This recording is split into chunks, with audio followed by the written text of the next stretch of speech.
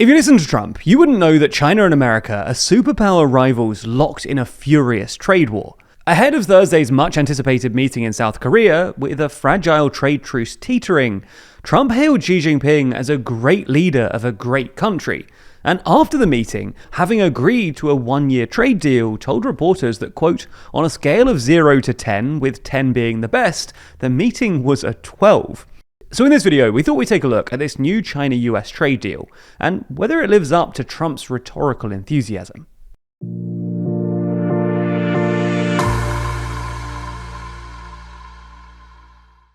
Never miss an episode, and always feel in the loop by subscribing and ringing the bell.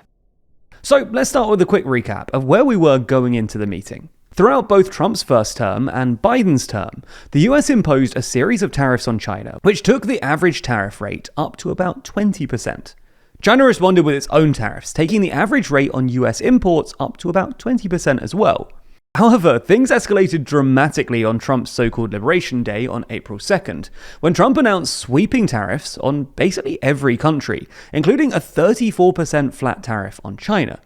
China retaliated by matching Trump's tariff rate, sparking a tit-for-tat trade war that climaxed with the US imposing a 145% tariff on China, and China imposing a 125% tariff on the US. China also imposed an unofficial embargo on American soybean imports, which has since become a big issue for American soybean farmers, as well as additional restrictions on certain rare earth elements.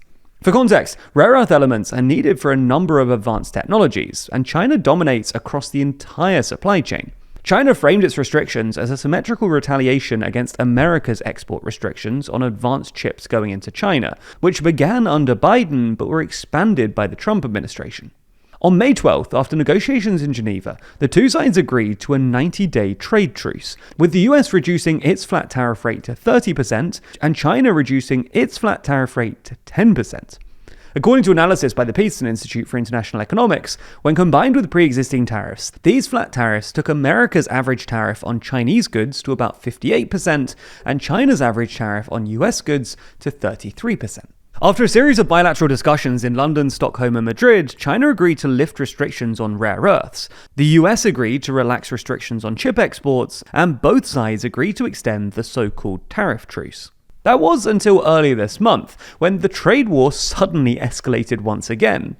The proximate cause of this seems to have been a decision by the US Commerce Department to adopt what's become known as the 50% rule, which expands trade restrictions on certain sanctioned companies to smaller companies that are at least 50% owned by one or more of these sanctioned companies. Because quite a lot of big Chinese companies are on these sanctions lists, and these big Chinese companies have stakes in lots of smaller Chinese companies, this new rule would have affected thousands of smaller Chinese companies that were never on the initial sanctions list.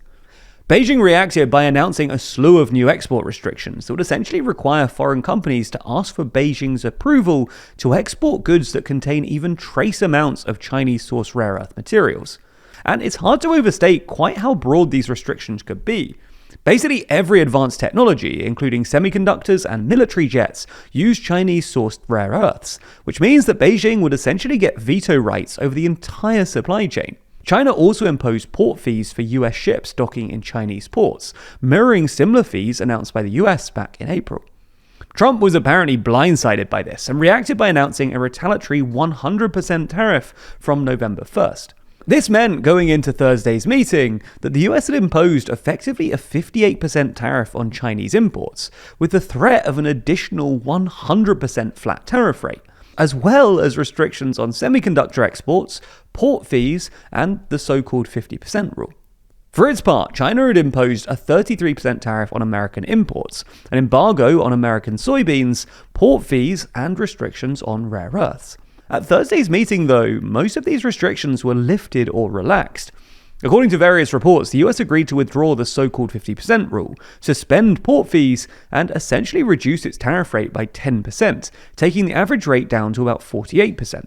Trump also said that the two sides talked about relaxing semiconductor restrictions, but nothing concrete was agreed, and Trump implied that the relaxation wouldn't cover the most advanced chips. For its part, China agreed to withdraw its rare earth restrictions, suspend port fees, and resume buying American soybeans. Trump also posted on Truth Social that China had agreed to buy, quote, American energy, although we didn't really get any details as to what this means. In this respect, the deal looks quite a lot like the so-called Phase 1 trade deal agreed in Trump's first term, where China essentially agreed to buy hundreds of billions of dollars worth of American soybeans and LNG, albeit with far higher tariffs this time round. China didn't actually follow through on its Phase 1 commitments, but Trump might have more luck enforcing the deal this time round, because it apparently has to be renewed annually. Either way, this sort of deal suits both sides, because they're a sort of tangible thing that's appreciated by both voters and the relative industries, in this case, farming and energy. While China doesn't mind, because they don't really alter the overall balance of trade. The US will continue to run massive trade deficits, while China will continue to run massive trade surpluses, allowing China to maintain its industrial dominance. The only real con for China is the 47% average tariff rate is still pretty high by recent historical standards, although it's worth noting that Chinese exports to the US have held up alright, and China's overall exports have continued to grow because China's been able to redirect these exports to other regions. Interestingly, Trump has also said that while Taiwan didn't come up, he and Xi talked about Ukraine for a long time, and quote, we're both going to work together to see if we can get something. This could be good news for Ukraine. China is now Russia's largest trading partner, and therefore one of the few countries with serious leverage over the Kremlin. As a final thing, while this deal does leave China worse off than the status quo, after all, a 47% tariff is still pretty massive, it's worth noting quite how scaled down Trump's China ambitions have become. At the start of his term, there was speculation about some sort of grand reordering of the global trading order, or at least some sort of challenge to more structural economic issues, like China's currency manipulation. This obviously hasn't happened, and Trump has instead focused on more trivial issues, like soybeans and port fees. If you're interested in learning more about this topic, then there's plenty of other outlets reporting on it online, but what about everything you don't see? Or what about the sources you've grown to trust that are purposefully leaving out information? Thankfully, our sponsor this week, Ground News, are experts at lifting the veil on media bias. That's because Ground News is a website and app that gathers thousands of articles from across the world, expertly merging all different sides of political bias into one place, making it simple to see multiple perspectives on the same event. In addition, every single story comes with a detailed view of the bias distribution, factuality scores, and even specific ownership information. For example, if we take this story on the recent trade deal, you can see that there are 166 sources reporting on it, and it's all featured here in one place. And if we delve a bit deeper, we can see that most of the coverage is coming from the left. While it would normally be overwhelming to sift through thousands of articles to find out how they're being reported differently by either side, Ground News offers a handy bias comparison feature where you can do this with a click of a button. For instance, if we go back to that story on the trade deal, we're able to learn that the left is framing it with skeptical caution, while the right is more triumphant, talking up Trump's huge successes.